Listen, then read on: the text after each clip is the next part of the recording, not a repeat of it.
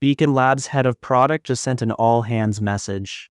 We are going all in on generative AI. The compliance lead replied with a single question. What can it actually do, and what can it not safely do? Here's the thing, both of them need the exact same answer. Episode 8 of Amazon Web Services AI Practitioner Prep starts now. By the end of this video, you'll be able to look at a business problem and decide whether generative AI is the right tool, a supervised model is the smarter choice, or the whole thing needs grounding before it can go anywhere near a regulated workflow. This is the honest capability map, where these models create value and where they quietly create risk. In episode 7, we cracked open what a foundation model is made of, tokens, embeddings, and the transformer architecture underneath. Those internals decide what the model costs and whether retrieval even works. Now we step back and ask the harder question. Once you have this powerful thing, what should you actually use it for? And just as importantly, what should you keep it away from? 4 terms anchor this whole episode, so let's pin them down first. A hallucination is a confident response that isn't supported by the model's underlying data. It sounds right, but it's fabricated. Non-determinism means the model samples from a probability distribution, so the same prompt can give you different answers on different runs. A knowledge cutoff is the point in time after which the model has no training data, so anything newer is simply invisible to it. And grounding is anchoring the model's output to an authoritative external source at answer time, instead of trusting whatever it happened to learn during training. Here's the mindset shift that makes the rest of this click. Hallucination, non-determinism, and knowledge cutoffs are not bugs waiting for a patch. They are inherent behavior of how these models work. You don't fix them, you design around them. Once you accept that, the whole capability map gets a lot clearer. So where does generative AI genuinely earn its keep at Beacon Labs? Start with summarization, condensing a 40-page clinical study report down to the gist an analyst can scan in minutes. Then, question answering, where an analyst asks the system about an approved indication, and it synthesizes the answer from a whole corpus of documents. Content generation comes next, drafting a first version of a patient-facing medication guide. Code assistance helps the platform team by scaffolding boilerplate data pipelines in PySpark. And translation turns a 200-page clinical overview into a first draft dossier in another language in minutes instead of days. Look at what ties all 5 together. Every single one is unstructured language going in or unstructured language coming out. That's the sweet spot. Amazon Web Services frames those same 2 headline use cases, question answering and summarization, in almost exactly the terms we just used. The Amazon Bedrock documentation puts it this way: search, find, and synthesize information to answer questions from a large corpus of data, and get a summary of textual content, articles, documents, reports, to get the gist without reading the whole thing. Those 2, question answering over a corpus and document summarization, are the beating heart of Beacon Labs' document workflows. If your problem looks like either of those, generative AI is worth a serious look. The knowledge cutoff means a drug label that changed last month is invisible to the model, so any summarizer has to pull from a stored document, not from the model's memory. Non-determinism means a pipeline that runs the same prompt twice may return subtly different answers, so the output needs a review step, not blind trust. And hallucination means fluent and confident is not the same as correct, so every claim the model makes needs a traceable source. The architecture has to account for all 3. Amazon Q Business puts it precisely. A hallucination is a confident response that isn't supported by the underlying data. That word, confident, is doing the work. The model isn't flagging uncertainty, it sounds authoritative whether or not the data is actually there.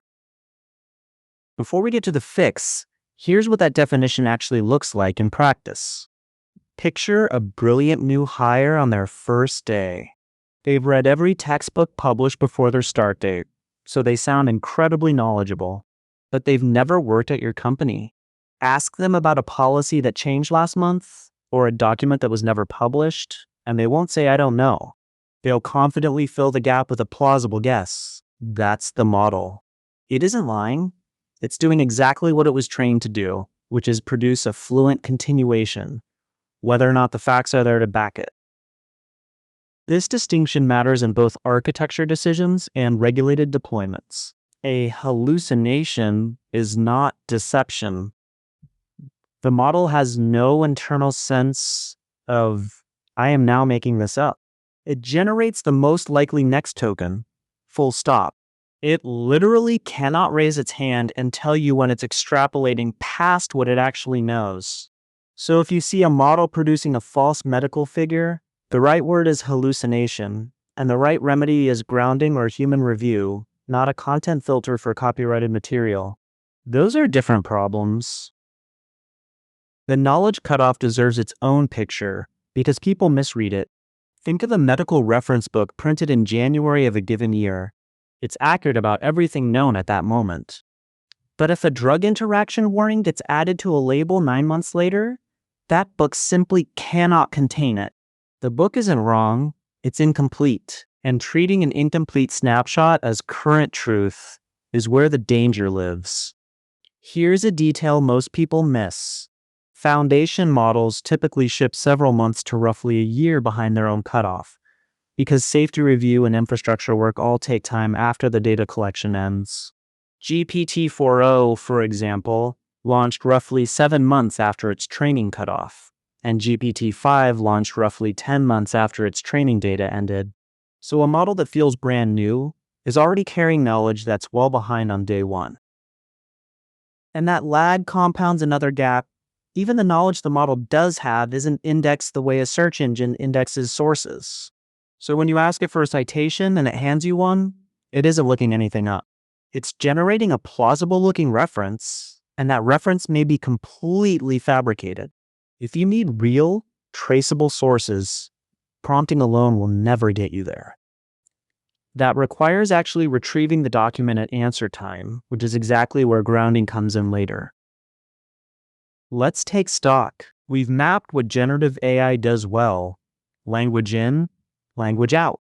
We've mapped its inherent limits: frozen knowledge, non-determinism, and hallucination. Now comes the decision that trips even experienced teams. Sometimes the right move is to not reach for generative AI at all. Let's see exactly when. Take Beacon Labs' adverse event classification task. Thousands of reports a year, each one sorted into one of a fixed set of predefined signal categories. Ask yourself the first question: is this a generation problem or a structured prediction problem? It's structured prediction. Tabular inputs, a fixed output schema, years of labeled historical decisions to learn from, and a hard requirement for auditability. A supervised classifier fits it perfectly. It's deterministic, so the same report gives the same result every time. It's cheaper per inference, and regulators can interrogate exactly how it decided. Now look at the generative side. Non-deterministic classifications that can differ run to run, higher cost, an audit trail regulators can't easily follow, and weaker performance on tabular data in the first place. So which one wins here? The newer, more capable tool, or the older one? It's the older one, and it isn't close. Amazon Web Services prescriptive guidance draws the line clearly. Traditional machine learning uses data organized in tables or fixed schema, and for supervised learning, each data point comes with an explicit label or a target output. That description fits adverse event classification exactly: structured, labeled, tabular input with a predefined set of categories to predict. And research consistently shows that large language models give a poor grasp of table structures, underperforming on tabular tasks relative to traditional approaches. So this isn't preference. It's matching the tool to the shape of the problem. So here's the rule to apply to every system design decision. Start with the problem type, not the technology. If you see structured tabular data, a fixed set of categories, labeled history, and a need for reproducible, audible results, that's supervised machine learning. If you see unstructured text that needs synthesizing, summarizing, generating, or translating, that's generative AI. Reaching for a foundation model just because it's new and impressive is one of the most common over-engineering mistakes there is. This leads straight into how you judge business value. The right question is never, can we use generative AI here? It's, does this solve the problem better than a simpler, cheaper option? Think about hiring a contractor. You don't hire them because they own a fancy toolkit. You hire them because they finish the job on time and on budget. Generative AI is the toolkit, not the outcome. So measure the outcome. McKinsey research found that product managers completed writing tasks 40% faster when using generative AI tools. But put that same generative model on adverse event classification, and it doesn't create value, it destroys it. Manual summarization takes 45 minutes per paper. A grounded GenAI summarizer brings that to 5. That 40-minute difference, repeated across hundreds of papers every time Beacon Labs assembles a submission dossier, is the entire business case. Not the novelty of the technology, the time on the clock converted into cost. But that summarizer has one absolute constraint. It can never, under any circumstances, invent a dosage figure that wasn't in the source paper. One fabricated efficacy number and the whole regulatory submission is corrupted. So how do we get the value without the risk? Grounding. You anchor the model's output to an authoritative source at answer time, so its job shifts from recall to synthesis. It's no longer pulling facts from memory, it's rephrasing facts you handed it. Think of grounding like an expert witness in court. A good one isn't allowed to answer from memory alone. Before each question, counsel hands them the exact page of the case file that's relevant, and they read from that page. Watch the flow. A question comes in. The system retrieves the relevant source passage from the actual document. Then the model produces an answer grounded in that passage, nothing more. The witness still has to phrase things clearly and synthesize them well, but the factual anchor comes from the file, not from their imagination. That's the whole idea. Answer from the document, not from the weights. That expert witness rule, answer from the file, not from memory, is exactly what makes grounded models explainable in a regulated context. Amazon Web Services prescriptive guidance adds one phrase that matters. Grounded models become explainable, AI assistants. That word, explainable, is the key contribution here. It means every answer can be traced back to the source document it came from, which is exactly what a regulator will ask for. Now, a common mistake that undermines exactly that explainability, assuming fine-tuning achieves what grounding does. Fine-tuning bakes knowledge into the model's weights at one specific moment in time. So when a drug label changes next month, those weights are already stale, and the model will confidently give you the old dosage. Retrieval augmented generation is different. It keeps the knowledge in an external store you can update anytime, with no retraining. As we saw with Beacon Labs' Protocol Assistant back in episode 1, when documents update weekly, retrieval is the pattern that stays current. Fine-tuning is for style. Retrieval is for facts.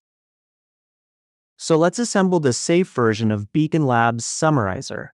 Grounding retrieves a source passage and hands it to the model as context, so the model only works with real material.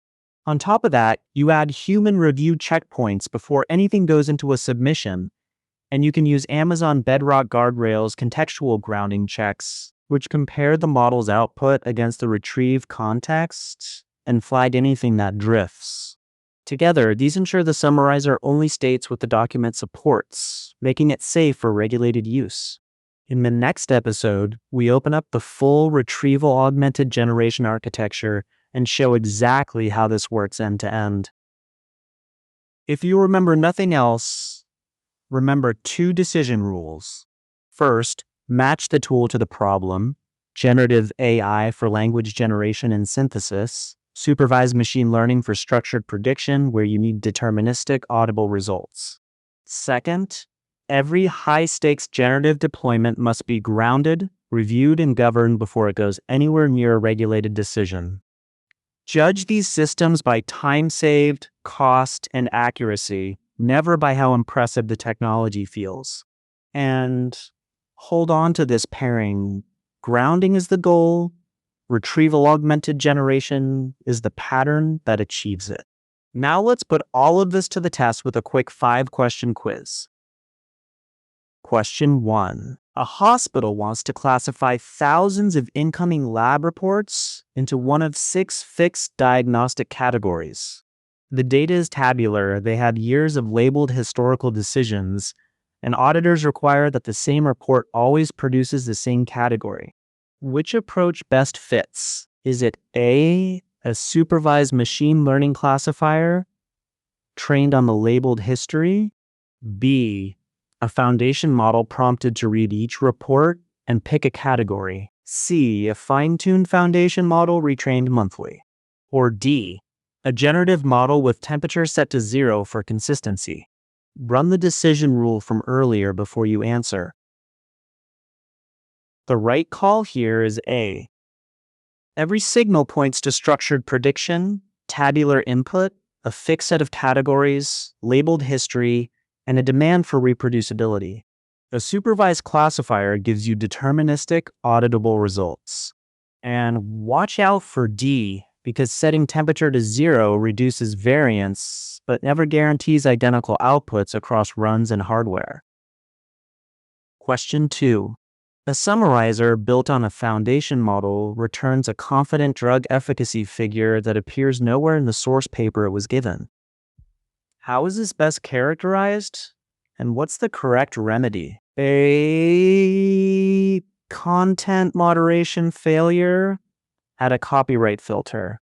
B, a data drift problem? Retrain on newer data. C, a latency issue? Move to real-time inference. Or D, a hallucination? Ground the output to the source and add human review. Lock in your answer before I give it away. The answer is D. A confident response that isn't supported by the underlying data is the textbook definition of a hallucination. The fix is grounding the output to the authoritative source, backed by human review. Don't confuse this with content moderation. That's about copyrighted or unsafe material, a completely different problem. Question 3. A regulatory team needs an assistant to answer questions using drug labels that are revised every few weeks. They're debating fine-tuning a model on the current labels versus retrieval augmented generation. Which is architecturally correct, and why? A, fine-tuning, because it permanently teaches the model to label content. B, fine-tuning, because it eliminates the model's knowledge cutoff. C, retrieval augmented generation, because it keeps knowledge in an external store that updates without retraining. Or D, either works equally well. Think about which constraint matters most here. This one is C. The labels change every few weeks, and fine-tuning bakes knowledge into the weights at a single moment, so it goes stale almost immediately. Retrieval augmented generation keeps the labels in an external store and pulls them at query time, so every answer reflects the current version, no retraining required. And note, fine-tuning has its own cutoff too, so B is simply wrong. Question 4. A team runs the identical prompt through a foundation model twice and gets 2 different answers. A stakeholder insists this proves the model is broken. What's the accurate explanation? A, the model is malfunctioning and should be redeployed. B, This is expected non-determinism from probabilistic token sampling. C, the prompt was cached incorrectly between calls. Or D, setting temperature to 0 would have made the outputs identical. Got your pick? Let's see. If you said B, well done. At any non-zero temperature, the model samples from a probability distribution over possible next tokens, so the same prompt can genuinely produce different outputs. That's expected behavior, not a defect.